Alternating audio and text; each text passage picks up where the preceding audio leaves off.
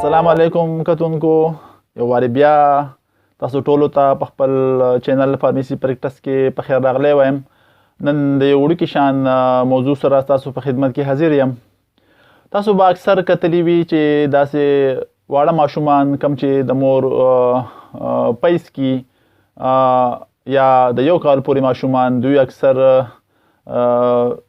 د پیو سکولو نه پس هغه پی دوی را اچوي او خوراک یې معدې ته نه ځي. اکثر موریانې د دې د لاسه ډېر زیات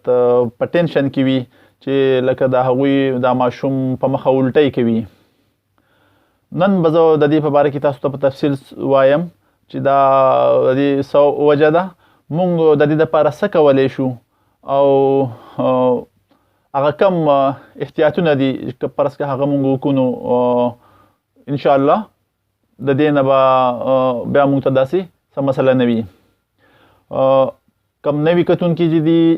که هغوی زما دا چینل فارمیسي پریکټس نوي سبسکرایب کړی، لازم د سبسکرایب دا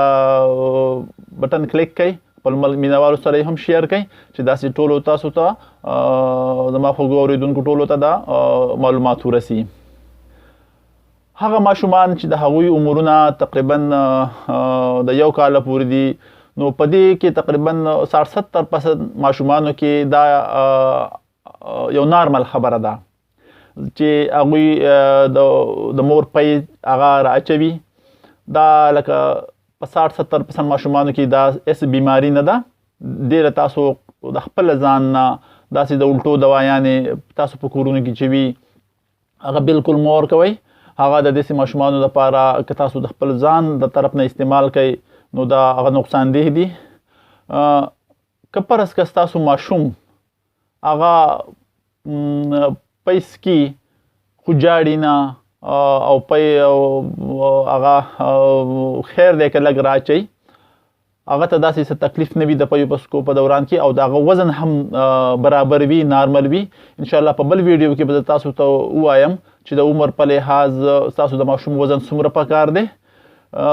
خو که فرض که ستاسو د ماشوم وزن نارمل وي او هغه پی په اسانه باندې سکی شي، هغه ته څه تکلیف نه وي، څه درد نه وي، څه جاړي نه، یا هغه د مور د پیو سکو نه هغه خوله نه اړوي، نو داسې ماشومانو کې تاسو ته د ټینشن هېڅ ضرورت نشته. هغه ماشومان چې کله هغه د مور د پیو د سکو په دوران کې هغوی جاړي ډېر زیات یا لکه پی نسکل غواړي، نو هغوی ته بیا د معدې د زیاتتر یو بیماري ده چې هغې ته موږ GERD یا ګیسټرواسوفیجل ریفلکس ډیزیز وایو. په داسې ماشومانو کې چونکې د معدې او د خوراک د نالۍ په منځ کې موجود کوم دغه مسل دي دا دومره مضبوط نه وي، نو د دوی د معدې نه خوراک سره د تیزابیت واپس د دوی د خوراک نالۍ ته راځي، د هغې د وجې نه دوی ته سوزش کېږي او تکلیف وي، نو دوی بیا جاړي. نو په داسې ماشومانو کې خو بیا تاسو چې ډاکټر له لاړ شئ نو ډاکټر به تاسو د ماشوم تشخیص وکړي او د هغې نه پس دوايانې به درته لیکي، هغه کومې دوايانې دي او څنګه بیا ورکوئ د هغې په باره کې هم زه تاسو ته تفصیل بیانوم. او هغه ماشومان دویم علامت دا دی که فرض که ستاسو د ماشوم چې کله هغه خوراک نه کوي نو د هغه به وزن هم کمیږي. نو دا دوه داسې دغه دي علامتونه دي چې د دې دپاره به تاسو بیا ډاکټر ته ځئ. خو که فرض که داسې نه وي نو تاسو ته بیا څه د ټینشن ضرورت نشته. په کور کې تاسو د دې عام که ماشوم پی راچي د هغې دپاره ښه طریقه دا ده کومې میندې چې خپلو ماشومانو له خپل پی ورکوي نو کوشش دې کوي چې هغه د خپل له سینې پی په یو وخت باندې هغوی له د دوانو سینو پی نه ورکوي، صرف د یو طرف پی دې ورکړي، یعنې لږ لږ دې ورکوي، بیا د یو ګنټه بعد ولا د بل طرف پی ورکوي، نو چې داسې د دوی معدې ته لږ لږ پی ځي نو د دوی معده به ډېره ډکېږي نه او واپس به چې معده د دوی ډېره زیاته ډکه نه وي نو د دوی نه به